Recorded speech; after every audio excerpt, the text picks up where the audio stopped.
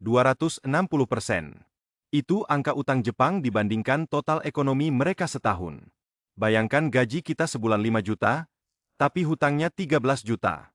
Logika biasa bilang, bangkrut pasti. Nah, disinilah misterinya. Kalau utang pribadi kita sampai 200% gaji, kita pasti dikejar kolektor. Kenapa negara bisa utang segunung tapi justru tenang? Apa rahasia logika di balik angka gila itu? Pertama, kita harus bedakan logika. Utang kita pribadi. Kita pinjam, kita bayar sendiri, uang keluar dari kantong kita. Utang negara, pemerintah pinjam, tapi yang bayar adalah pajak warga. Dan yang lebih penting, siapa yang menerima uang bunganya? Fakta menarik, mayoritas penonton video ini sebenarnya belum subscribe dan like.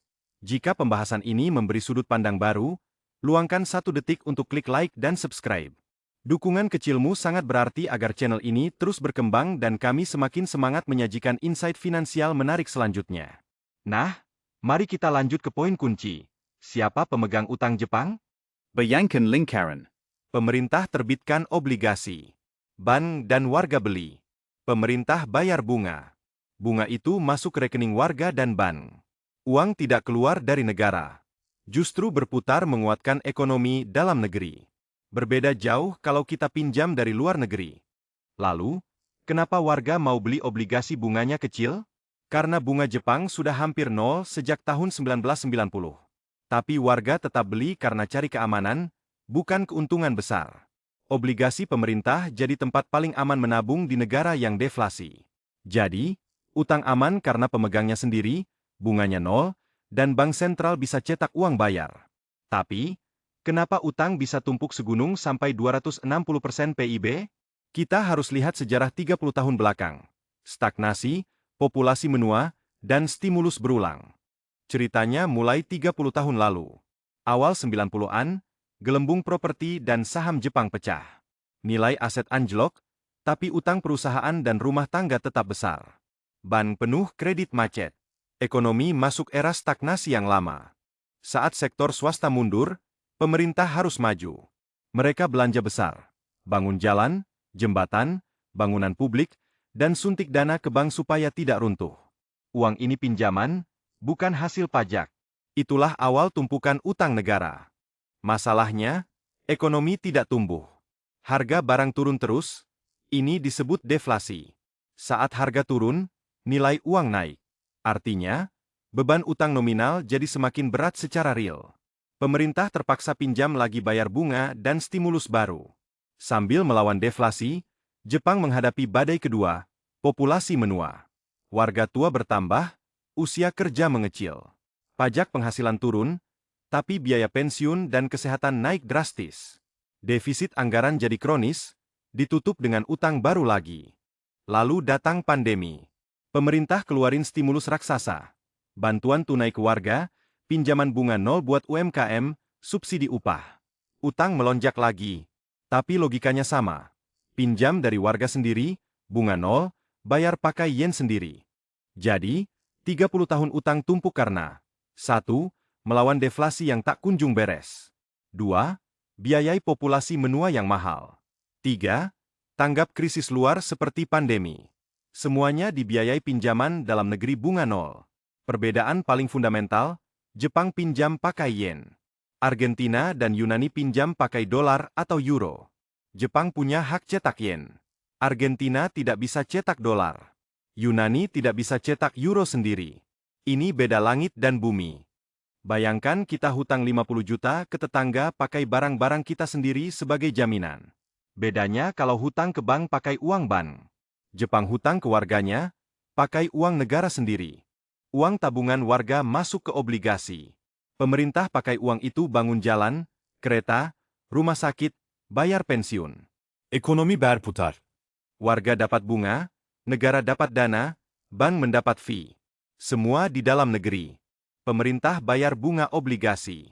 Uang bunga masuk ke bank dan dana pensiun. Bank dan dana pensiun bayar bunga ke nasabah dan pemegang polis.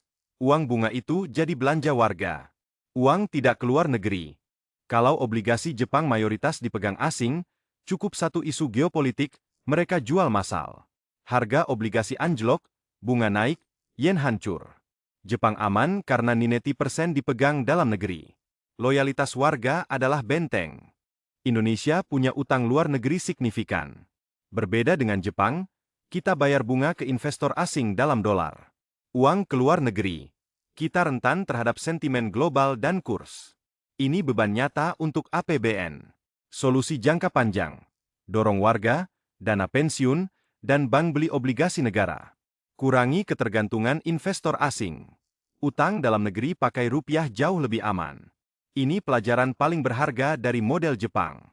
Jepang terjebak bunga nol selama puluhan tahun. Mau naikkan bunga? Utang negara ambruk. Bayarkan nol. Inflasi tak muncul, investasi malas, yen melemah. Ini perangkap likuiditas.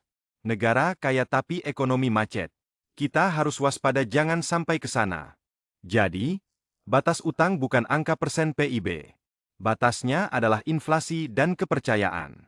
Kalau cetak uang buat bayar utang tapi barang tidak bertambah, harga melonjak. Kalau investor percaya negara tidak akan bayar, mereka lari. Itu saat bangkrut nyata terjadi.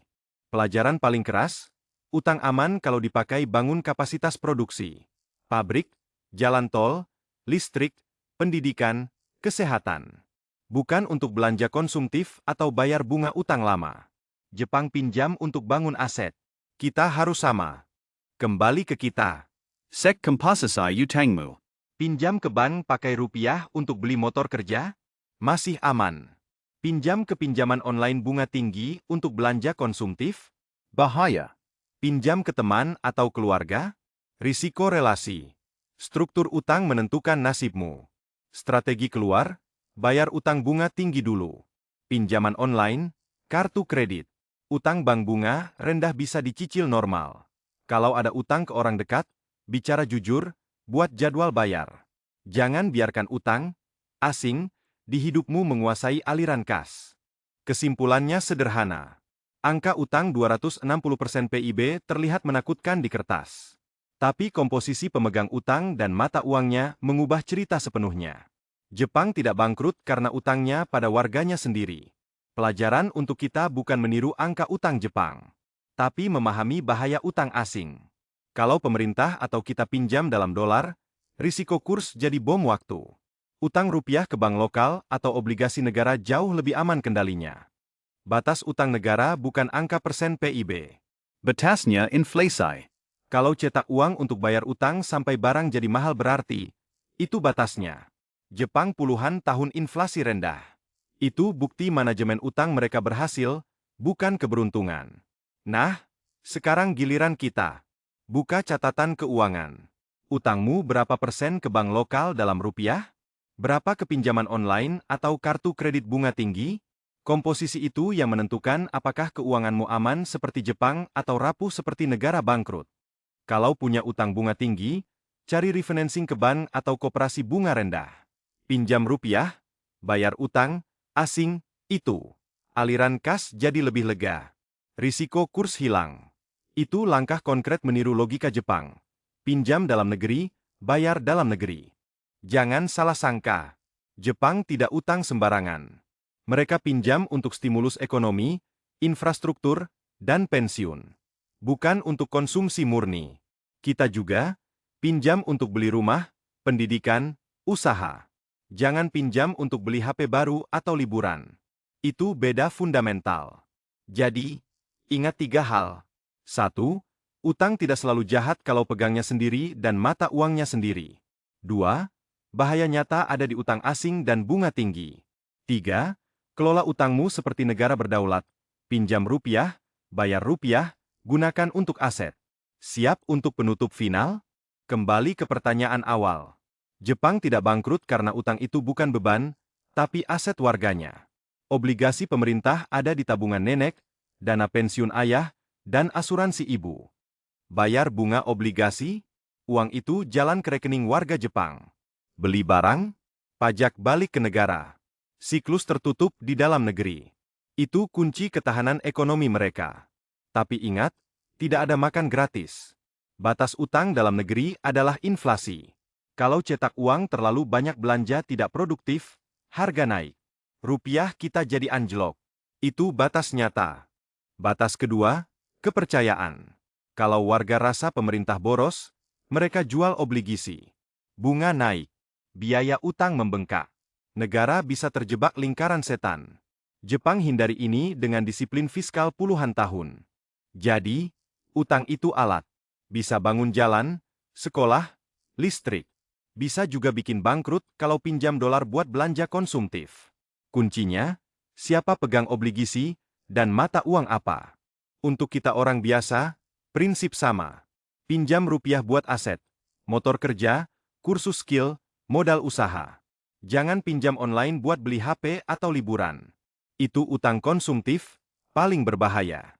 Kalau kamu mau paham logika uang dan negara biar keuangan keluarga lebih tangguh, subscribe Nalar Financial. Kita bahas ekonomi real, bukan motivasi kosong. Like juga biar teman lain ikut paham. Berikutnya, kita bedah utang Indonesia sendiri. Berapa persen PIB? Siapa pegang obligasinya? Dan apakah kita aman seperti Jepang atau mendekati zona bahaya? Jangan lewatkan. Naylor Financial. Paham uang, hidup tenang. Tonton video di samping soal dana darurat atau klik di bawah untuk playlist hutang. Terima kasih sudah nonton sampai habis. Sampai jumpa di insight berikutnya. Jadi, batas utang negara bukan pada angka persen tertentu. Batasnya adalah inflasi. Selama cetak uang untuk bayar utang tidak bikin barang jadi mahal berarti, negara itu masih aman. Pelajaran buat kita jelas. Utang dalam negeri seperti Jepang itu relatif aman. Tapi utang asing dalam dolar?